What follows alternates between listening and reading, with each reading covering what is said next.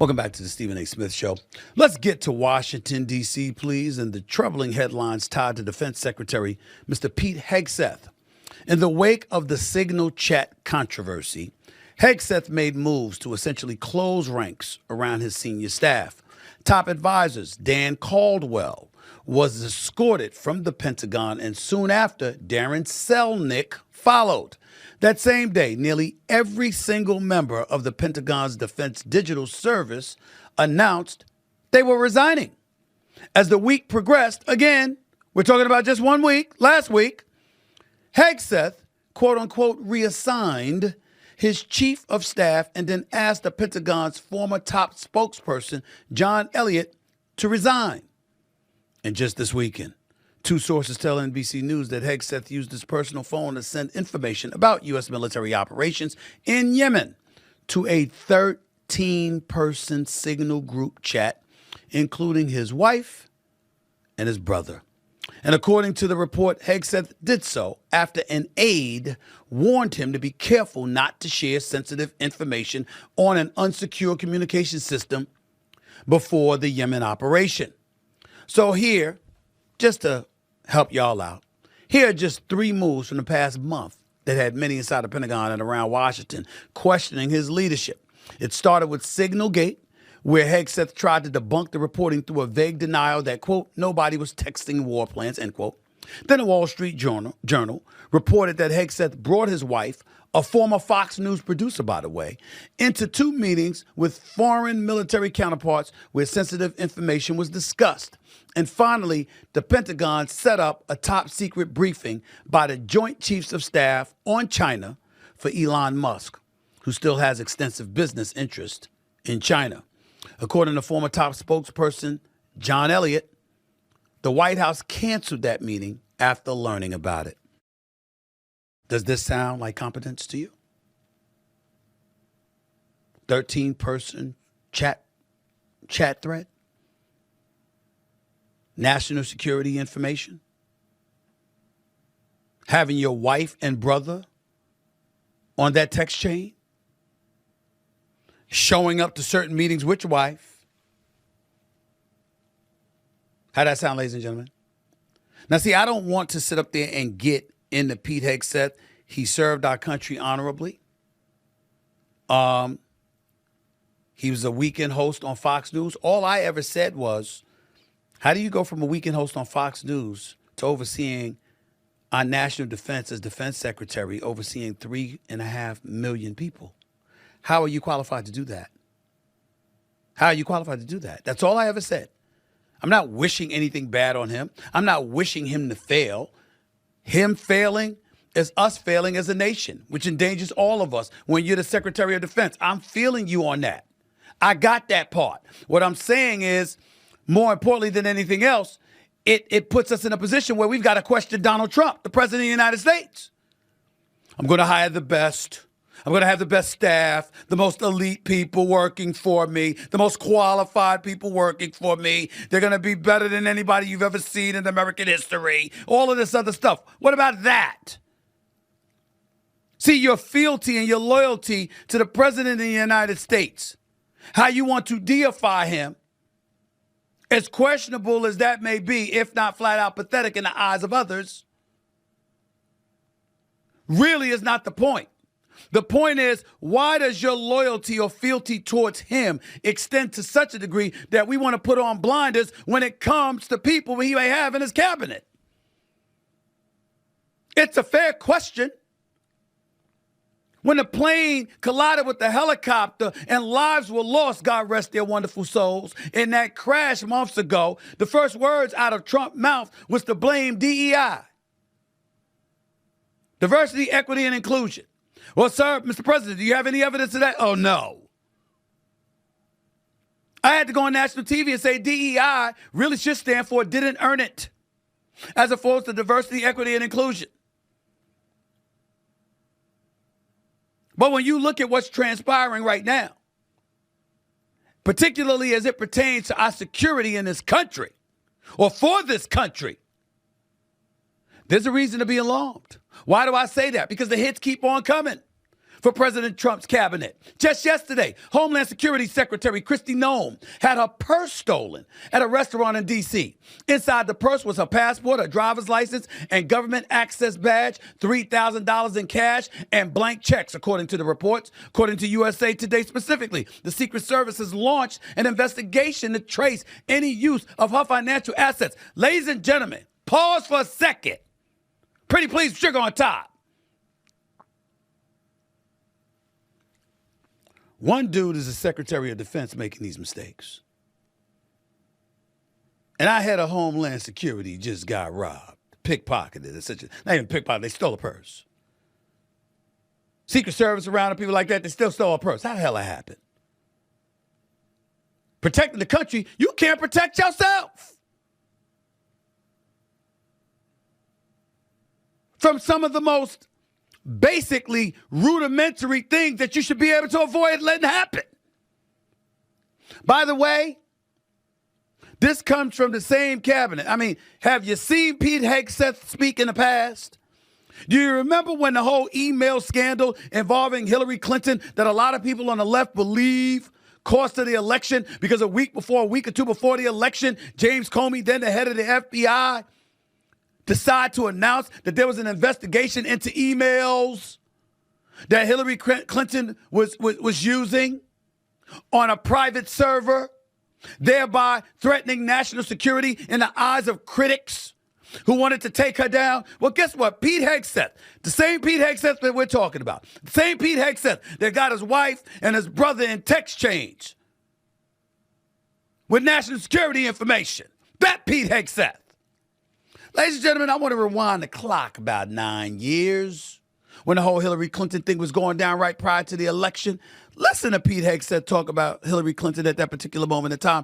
This is Pete Hegseth, and we are quoting, "Any security professional, military, government, or otherwise, would be fired on the spot and criminally prosecuted for being so reckless with this kind of information." Say what? Say what? Say what? He actually said that. Yes, he did. Yes, he did. He most certainly said that. Put that quote of Pete Hegseth up there again, please. Put it up on that full screen again. I need everybody to see it. Because this man, who is the Defense Secretary for the United States of America,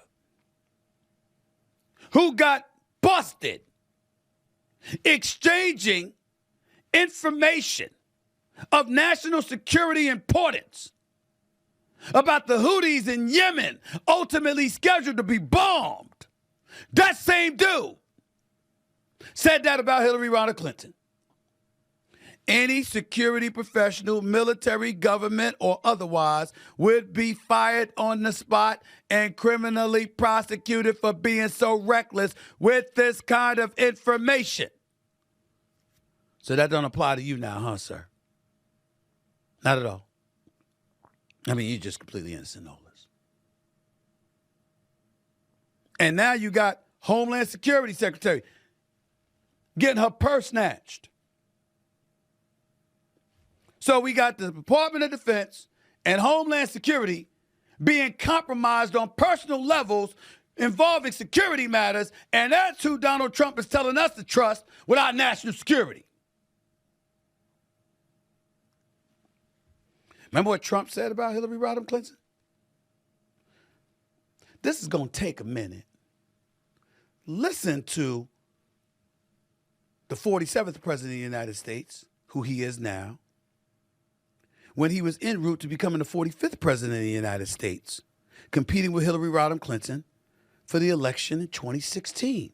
Take a look at Trump and what his positions were. Let us listen, please.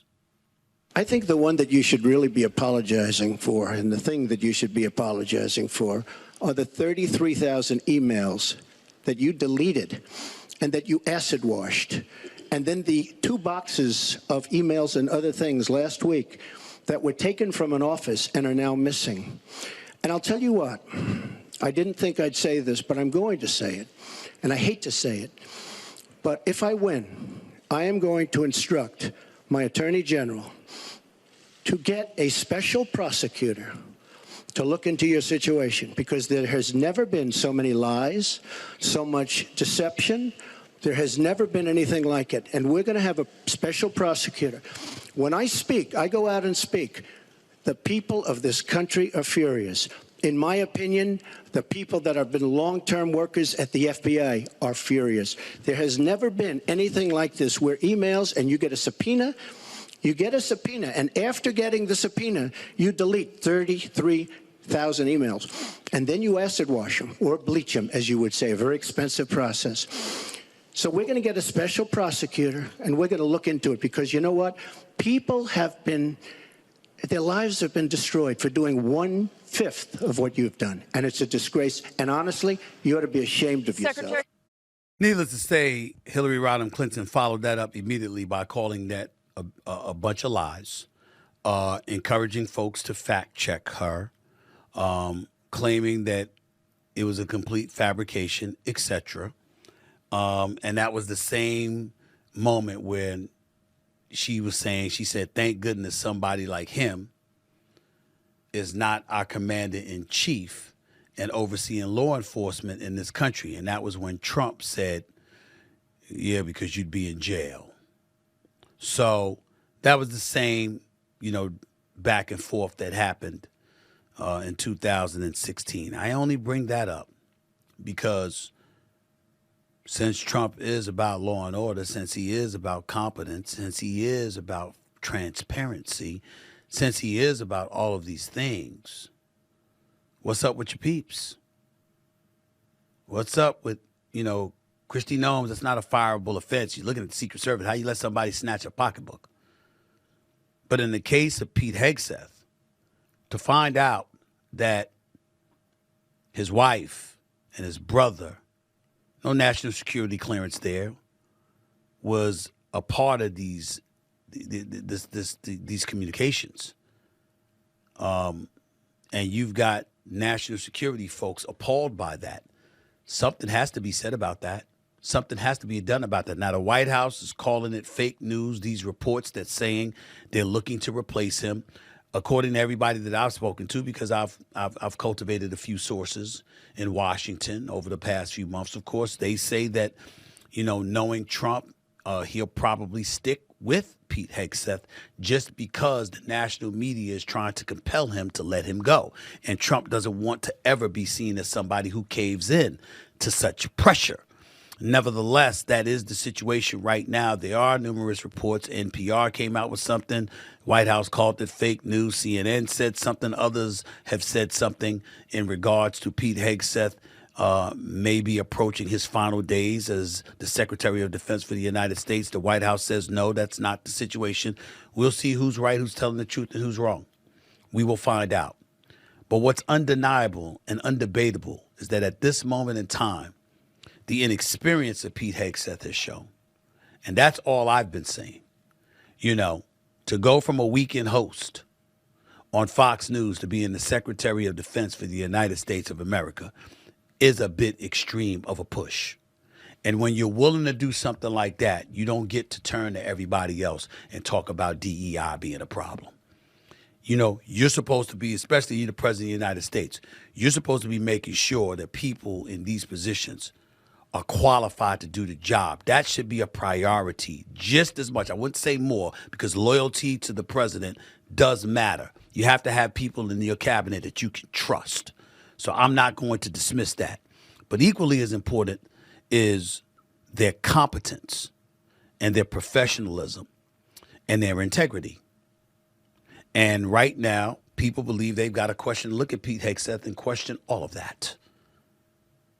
And in terms of your Homeland Security Secretary and your Secretary of Defense, both being embroiled in security issues, that doesn't seem like the President of the United States has picked the very best and the very finest for the jobs. That's all I'm saying. That's all I'm saying.